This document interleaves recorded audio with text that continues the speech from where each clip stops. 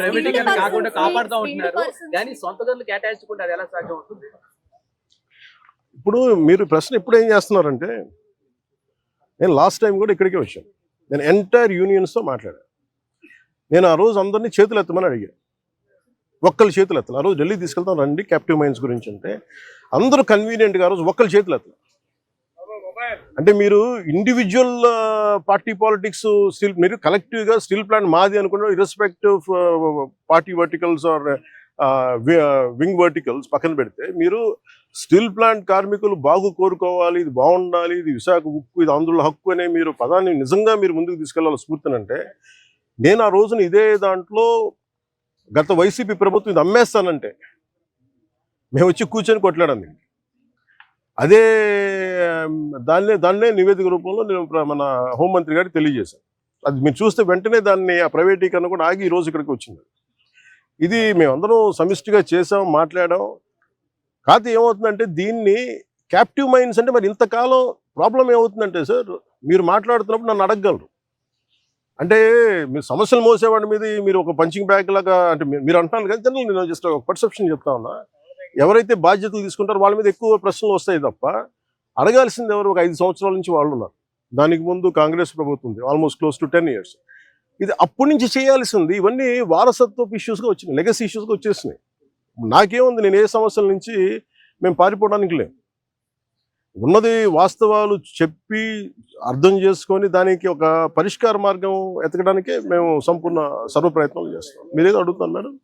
Sir, technical గా ఉన్న వాళ్ళని తగ్గించేసి అడ్మినిస్ట్రేటర్స్ తో రన్ చేస్తున్నారు. పని ఒత్తిడి కూడా కార్మికులు, నిర్వహణ లోపం చాలా ఎక్కువగా ఉంది అనేది కూడా లోపల పనిచేసిన వాళ్ళు అంటున్నారు మేడం. ఇది ఇంత మీరు అడిగిందే నాకు చెప్పారు. కాకపోతే ఇది ఏంటంటే ఇది మనం నేను దీనికి సంబంధించి అనుభవం ఉన్న వ్యక్తిని కాదు. కాకపోతే నేను ఏం చేయగలను, ఇప్పుడు మీరు అన్నది ఎంతవరకు అనేది నేను పబ్లిక్ తీసుకెళ్ళగలను. లేదంటే రేపు పొద్దున్న విచారణ ఈ కమిటీ ఏదైతే వస్తుందో వాళ్ళకి మేము చెప్పగలం. సో నేను అందుకని అంటాను, వన్స్ వీళ్ళందరూ ఆ కమిటీ తీసుకున్న తర్వాత నేను ఒకసారి కార్మికులతో ఇంటరాక్ట్ అయ్యాను అనుకోండి. ఇప్పుడు ఏమైపోతుంది, ఇప్పుడు మాట్లాడాలంటే అందరూ ఒకేసారి మీద పడిపోతే కాదు. చాలా ప్రశాంతంగా కూర్చొని చాలా నిబద్ధతతో చేయాల్సిన మీటింగ్. సో అది నిజంగా మీరు చెప్పింది కూడా పరిగణలో తీసుకొని వాటితో మాట్లాడతాం.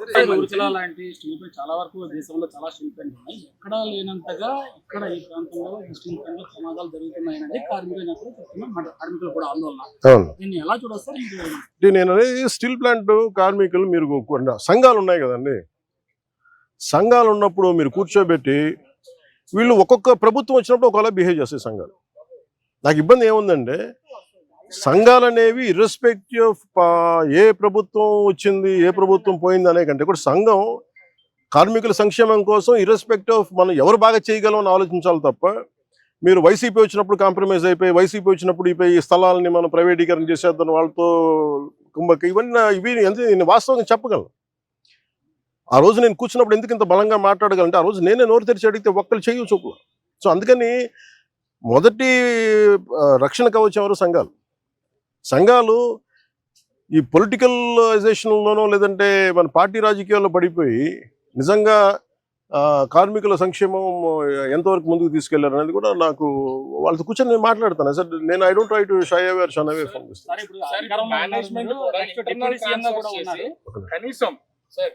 మేనేజ్మెంట్ కూడా ఇంటర్నల్ ట్రాన్స్ఫర్ చేస్తుంది. అసలు సంబంధం లేనటువంటి డిపార్ట్మెంట్ ని డిప్లాయ్ చేయడం వల్ల ఈ ప్రమాదం జరిగింది అనేది, చనిపోయినటువంటి వాళ్ళు కూడా అట్లాంటి వ్యక్తి ఒకరు ఉన్నారనేది ఇప్పుడు కార్మికులు చెప్తున్నటువంటి మాట. అంటే ఇప్పుడు స్టీల్ ప్లాంట్ యాజమాన్యం కూడా ఈ ఎంప్లాయీస్ విషయంలో కొంత అలసత్వం వహిస్తుంది అనేది ప్రధానమైనటువంటి. దీని మీద అసలు ఏమన్నా మేనేజ్మెంట్ మాట్లాడడం కానీ అంటే ఇవన్నీ సార్ ఇవన్నీ కూర్చోబెట్టి మనం ఇలాంటి సంఘటన జరిగినప్పుడు మాట్లాడతాం.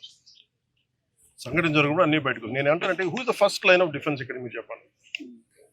ఫస్ట్ లైన్ ఆఫ్ డిఫెన్స్ ఎవరు? కార్మిక సంఘం, యూనియన్స్ వాళ్ళ పనులు సరిగ్గా చేస్తున్నాయన్నది ఇవన్నీ వాళ్ళు మాట్లాడాల్సింది. వాళ్ళు ఆ రోజు నేను వచ్చి కూర్చున్నప్పుడు ఒక్కళ్ళు నేను ఇదే చెప్పాను, మాకు ఇన్ని సమస్యలు ఉన్నాయి. ఓకే, మన అందరం కింద పెడతాం, మీద పెడతాం, వెళ్తాం, 10 సార్లు ఒక నెగోసియేషన్ జరుగుతాయి. అసలు సమస్యని మీరు ఇవన్నీ చెప్పకుండా మీకు అన్యాయాలు ఇవి జరిగిపోతున్నాయి అంటే నేను అనేది ఏంటంటే మీరు ఒక లాజికల్గా ఒక రేషనల్గా మాట్లాడకుండా పూర్తి ఎమోషన్ మీదను ఇలా కూర్చొని మాట్లాడితే కాదు, కూర్చోబెట్టి లాగ్ బుక్స్ తీసుకోవాలి, ఏమేం జరిగినాయి, నిజంగా మీరు చెప్పినట్టుగా అడ్మినిస్ట్రేటివ్ జాబ్ని పెంచి స్కిల్డ్ లేబర్ని లేకుండా చేస్తారు. ఇవన్నీ ఏంటంటే మనం ఆఫ్ ద హ్యాండ్ ఇలాగ మనం కూర్చొని, ఇది మీడియా ట్రయల్ కాదు, లేదంటే సోషల్ మీడియా ట్రయల్ కాదు. It should be a very deep investigative approach with committee of experts has to happen. దీనికి పొలిటికల్ విల్ ఉండాలి. దీనికంటే మేము పొలిటికల్, నేను ఈ రోజుకి చెప్తాను కదా, ఇండివిజువల్గా మేము యాజ్ జనసేన పార్టీ ఈ రోజు మేము ప్రభుత్వంలో భాగస్వామ్యం అయినా కానీ మేము ఎక్కడ దీన్ని షన్ చేయట్లేదు. More than willing to understand, more than మేము పదే చెప్పాం కేంద్ర ప్రభుత్వానికి, ఏది అధికారంలో లేనప్పుడు చెప్పాం, ఇది మీరు దయచేసి దీన్ని, ఇది ఒక హార్డ్ కోర్ మేము త్యాగాలతో వచ్చింది, ఇది మీరు దయచేసి దీన్ని చూడండి అంటే మేము దాన్ని స్ఫూర్తిని వాళ్ళు గౌరవించాం. ఈరోజు ఉంది అంటే ప్రైవేటీకరణ కాకుండా ఉండాలంటే. కాబట్టి దీన్ని కాపాడుకోవాల్సింది కూడా ఒక నిజంగా అన్డ్యూ డిమాండ్స్ ఏమైనా ఉన్నాయా, జెన్యున్ డిమాండ్స్ ఉన్నాయా, ఇవన్నీ కూడా చాలా నిబద్ధతతో కూర్చొని చేయాలి. చాలా కన్సల్టేషన్స్, చాలా డెలిబరేషన్ జరగాల్సింది. అందుకని నాకు స్టీల్ ప్లాంట్ చాలా అద్భుతంగా ఉండాలి, ఇలాంటి ప్రమాదాలు జరగకూడదు అనేది మా అందరి ఆకాంక్ష.